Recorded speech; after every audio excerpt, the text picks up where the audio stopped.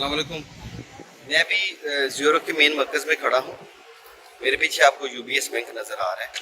ये वही UBS bank है जिसमें पूरी दुनिया की जो हर किस्म की दौलत है वो इधर जमा होती है। स्विट्ज़रलैंड में 2 ही टोटल बैंक है। मैं अभी ज़्यूरिख के मेन खड़ा हूँ मरकज़ में।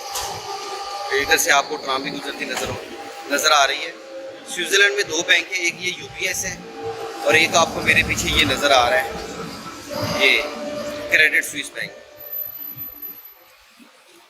पाकिस्तानियों की यानी कि जो मशहूर है कि जुल्फ़कार अली भुट्टो ने पहला पाकिस्तानी था जिसने इधर अकाउंट खुलवाया था। उसके बाद तो पता नहीं किस किसी ने खुलवाया है।